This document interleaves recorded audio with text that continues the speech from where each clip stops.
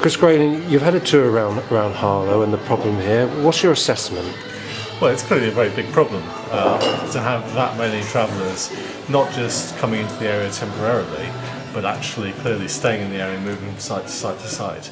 Places huge pressure on the local community, it places huge pressure on the local council and on services. And something clearly will have to be done to resolve it. I think that there's two parts to the challenge. The first is making sure that the law is properly enforced. From my own experience in my own constituency is when that happens, the problem tends to reduce. But also I think we need to look at the legal position, and I'm certainly keen to see if we can identify any loopholes in the law which would prevent people simply occupying parkland, for example. I mean, I just don't think, whatever the rights and wrongs of whether there are sufficient sites available for travellers, occupying places like children's play parks is simply not acceptable to me. Does it, when it comes to the police, because there's been a bit of a tension now with Robert Halfon and the Police Crime Commissioner, but it's not a blame game here between who has got the most authority, is there? Well, I think the important thing is that the law should be upheld.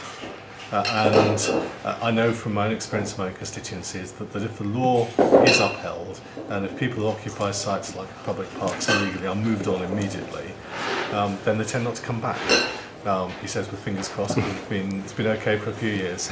And I'm a great believer that regardless of all the other factors about how we address the issues facing the traveller community, simply occupying public parks, depriving local children of access to their playgrounds, leaving behind lots of rubbish, trails of debris isn't an acceptable way to behave, and that's what the law should deal with. But any proposal about new laws, that's not going to happen overnight, and we're 20 weeks from a general election, that's not going to happen, is it? Indeed not. I mean, it's something that's clearly becoming an issue again. I mean, the extraordinary situation in Thurrock where huge trail of debris left behind by a group of people who've been there.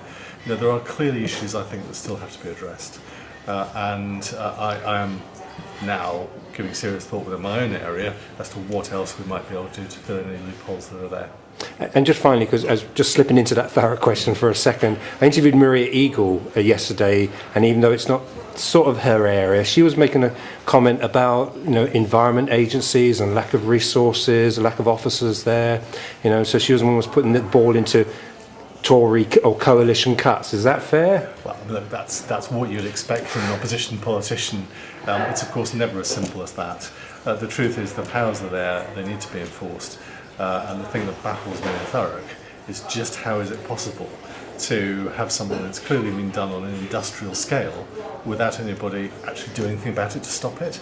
And I think some pretty hard questions should be asked of those who could have done something about it. But more particularly now, and I talked to council officials today, they have, I think, to look at different ways of taking action even now against those people who were either involved or responsible. Minister, thank you very much.